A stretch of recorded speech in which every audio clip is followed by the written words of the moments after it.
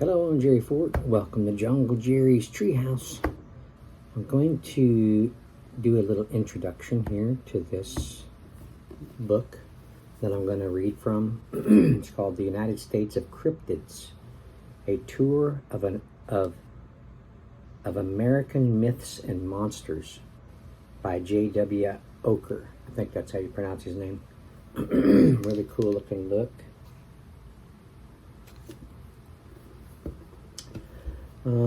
So yeah, I checked this out at the library. Librarian helped me find this one. I've never heard cryptids before. It doesn't sound familiar to me. So I didn't know to mention this word to her to find me what I was looking for stories to read on my other channel, this channel.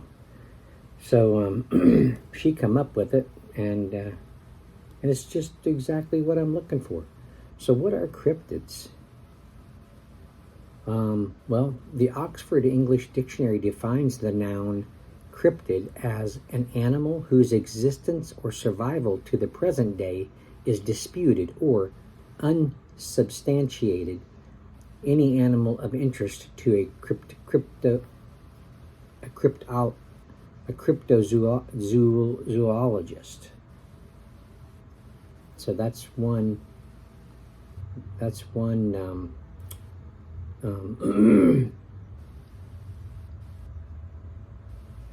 thing about it.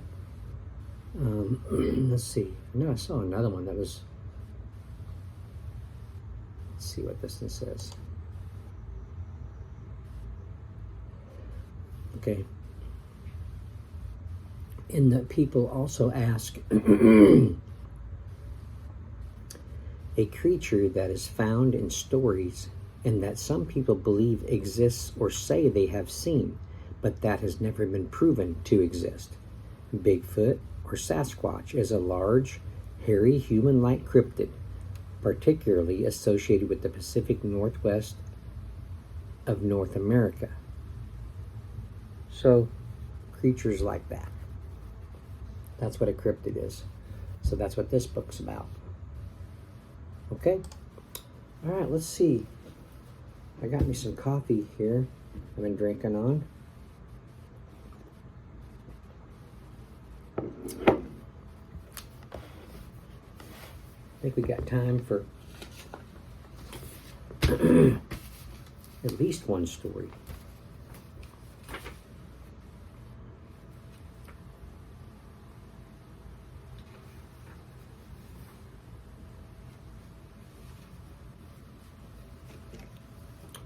Let's see.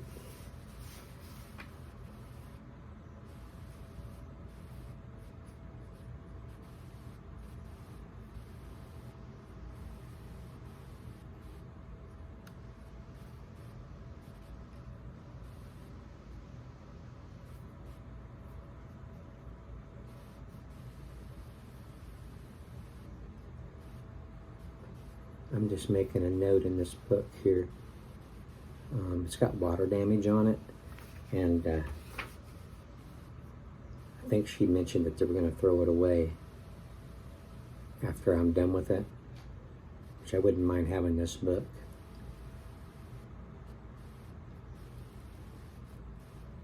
I'll write this in there in case I forget to mention it to her. Okay. Let's see. It's got a lot of creative monster names that I've never heard of before, so I'm looking forward to reading some of these.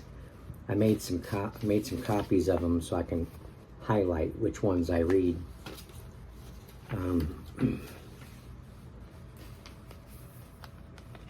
Let's see. Let's read this introduction. It's kind of talking about it, okay? This is, says forward, your backyard is full of monsters. Okay, so in March of 1960, I set out on my journey to investigate the hidden monsters of the world. At the time, I knew realistically that the classic celebrity cryptids, the Loch Ness Monster, the Himalayan abominable snowman, in parentheses, Yeti, and the great sea serpents were out of reach for me. I was born into a Navy family in Norfolk, Virginia, and I grew up among the soybean fields of Decatur, Illinois. From there, even the Bigfoot territory of the Pacific Northwest seemed a long way off. But I did what I could, starting in my own Midwestern backyard, which it turns out hid plenty of monsters to keep me busy. I even chose to go to Southern Illinois University in Carbondale because of the rich folklore and history there about red swamp apes and backwoods Black Panther sightings. I got rides from family or hitchhiked to Midwestern cryptid encounter sites. Eventually, I did travel across the country and the world to indulge my fascination with the overlooked and the alleged. Along the way, as I witnessed the evidence of mysterious creatures on the landscape, I also witnessed a field of cryptozoology.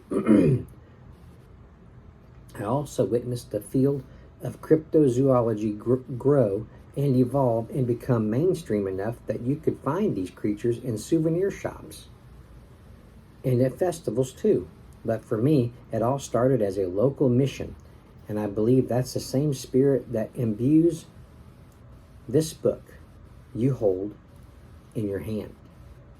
J.W. Ocker, with his enjoyable and distinctive sensibility, wonderfully details and documents how vast the United States is when it comes to monsters, how full of encounters and stories, yes, also uniquely how packed the land is with cryptid statues. Cryptid statues, monsters, museums, and annual events dedicated to them. That means those who are intrigued by the topic have much more exposure and access to the wonders of cryptozoology, and that curious young man in the mid-century Midwest. Today, there are lots of ways to pursue your own adventures into cryptozoology science, whether it's a trek into the dense forest or a trip to a town square, and it's a stranger and better world for it. Enjoy the quest. Lauren Coleman, International Cryptozoology Museum, Portland and Bangor, Maine, February 14th, 2022. Okay, so now this is the introduction, okay? Guaranteed to see a cryptid or your money back. Bigfoot exists. Definitely demonstrably uniquely.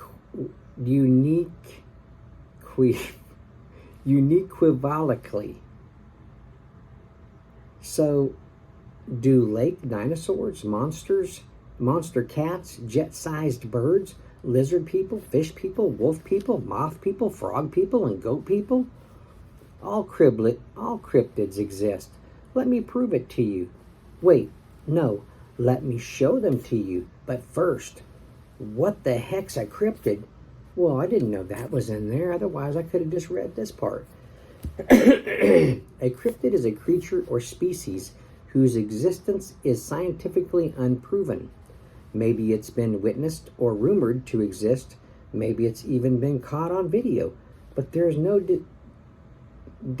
definitive physical evidence to examine, no body to dissect, no remains to analyze. Scientists place those creatures in the category of fantasy instead of zoology. Cryptozoologists, though, who study and pursue cryptids, place them in the entirely separate category of cryptozoology. While the fantastical Mothman and the Jersey Devil may be the first cryptids you think of, a cryptid can be as comparatively mundane as a New England panther or an American lion. Animals that once existed but are now believed by the scientific establishment to be extinct. Sometimes these animals are even discovered. The coelacanth, a fish thought to have gone extinct in the age of the dinosaurs, was discovered alive in 1938. A cryptid can even be an ordinary animal that is supposedly thriving where it couldn't be, like a population of alligators in the Manhattan sewers, or freshwater octopuses. At least that's the traditional definitive of a cryptid. Since cryptozoology was established in its modern form in the 50s, the definition has widened to encompass even more fantastical creatures as more people grow interested in the topic. This includes extraterrestrial entities, creatures from folklore such as mermaids and gnomes, sentient non-humans like the Minihune of Hawaii, and even possibly robots. This expanding definition of cryptid isn't just because cryptozoology fans are a welcoming lot. It's because cryptid has become synonymous with monster of any kind. Cryptid fans love monsters, and pop culture cryptozoology is basically Pokemon. We want to collect all the monster stories, and we want the widest variety of them in our collection as possible. It's a messy word, cryptid, but that's what makes it fun. Most of us who heart cryptids are fine with that imprecision, and aren't overly invested in the oology part of cryptozoology. We don't camp out for weeks in dense forests, knocking on trees and scrounging for Bigfoot scat. We don't charter boats and rent side-scan sonar systems to scrutinize lake bottoms for water monsters. Unlike cryptozoologists, we aren't trying to scientifically prove the existence of cryptids. We just love the idea of them.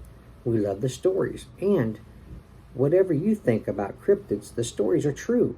You may disbelieve that a lizard man attacked a car in a South Carolina swamp in the summer of 1988, but the lizard man mania is irrefutably documented. In other words, the story is true, regardless of whether the lizard man itself is real. But I promised to show you cryptids, not just tell you about them. We're going to focus on these fantastic beasts where we can actually find them, in the towns that claim and celebrate them, that hallow the ground of the sighting, that tie their local cryptid to their identity and geography, and that capitalize on them economically. And for whatever reason, America does cryptotourism,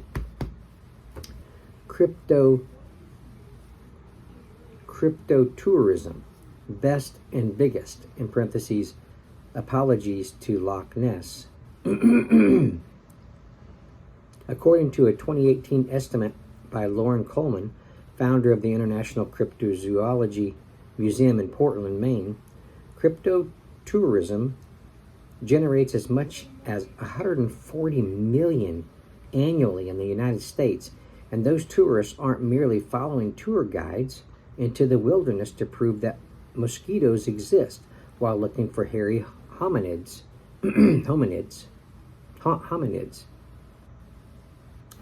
They're partying at a festival dedicated to an alien pterodactyl that terrorized the town for 5 days 100 years ago. They're pulling up to the counter at a lake monster themed eatery in a county whose biggest export is a whopper of a story. They're buying t-shirts and plushies at a monster museum in the middle of nowhere dedicated to a giant insect. They're going to cryptid towns, but sanctifying your snallygasters isn't just tourist trapping or trappings for tourists. Embracing a local monster can bring a community together around a shared identity. Outside of sports teams, that can be difficult to come by these days. But if you are the town that found a giant turtle living in your local pond in the 1970s, or were attacked by a vampire cat in the 1950s, that's yours alone to own. And you can name a park after it, theme a business around it, build a museum or a statue honoring it, and propose legislation to protect it and its habitat. Wherever cryptids are celebrated, the story is so much more important than the science. I've seen many of these places personally. If you tell me there's a hodag statue in Wisconsin, I want to see it with my own eyes. Same as if you told me there was an actual hodag in Wisconsin. In South Dakota, I took selfies with the world's largest chainsaw Bigfoot sculpture. In Vermont, I hiked an icy mountaintop to find Wampahoofus Trail. In Ohio, I climbed an ancient mound shaped like an underwater panther. I have been to many cryptid museums and gift shops, and I have a shelf full of souvenirs to prove it. I sometimes joke that when I say I'm hunting cryptids, what I mean is that I'm driving to a town to drink a craft beer named after one. But I did also venture into their territories. After dark, I entered the old cement bunkers in the West Virginia forest that are the lair of the Mothman. I boated from New York to Vermont across Lake Champlain, looking for sinuous humps in the water. I walked through an Arizona canyon that skinwalkers are known to haunt, but only after I drove to town to see if they had any craft beers named after them.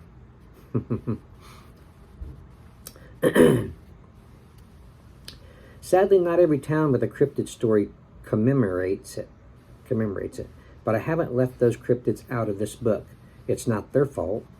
I tell the stories of these unsung cryptids and pitch the reasons why they deserve to be turned into local attractions.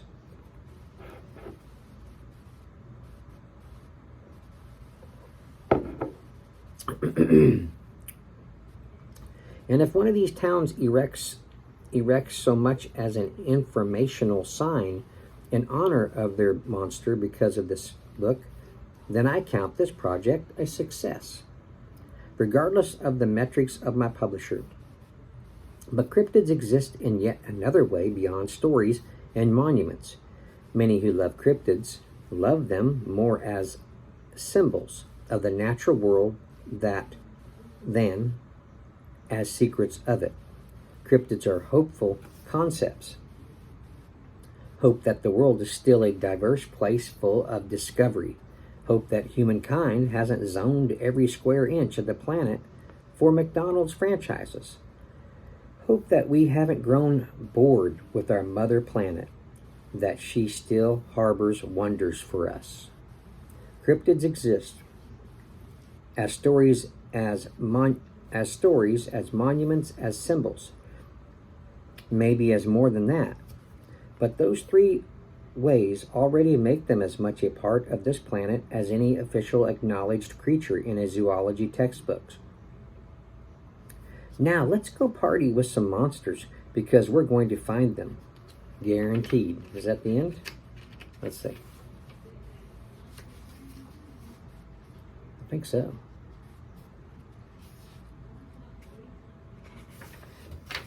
I don't think. Okay, let's read this part. Part 1, okay? The Northeast. The Northeast region of the United States is the oldest part of the country. Much of it was colonized by black-clad religious folks who saw Satan-sent monsters behind every tree in the scary dark, cold new world. These days, the Northeast is much different from what those original settlers found, but it has maintained its monsters. Like a lot of them, especially considering that the Northeast is also the smallest region in the country. Among the cryptids found here are the best documented aquatic cryptids on the continent. A devil of a state mascot and somehow, the most important site in the entire United States of cryptids. All right. That was the whole introduction right on to the part 1, talking about the Northeast. I guess that's the first part that they're going to show what cryptids exist in that area. So there you go. Didn't show any pictures, otherwise I would have shown them to you. Okay, but we'll end it there. That was a big part. Hope you guys didn't go to sleep on me. My reading and pronunciation of words is a little, what's the word? Disorientated. In other words, I'm not a professional reader, as you noticed. Okay, well, I'm going to end it there. Maybe we can get in one story, and don't know. If not today, maybe tomorrow at lunch. Okay, well, thanks for watching. Thanks for listening. I appreciate it. And we'll see you on the next one. Bye.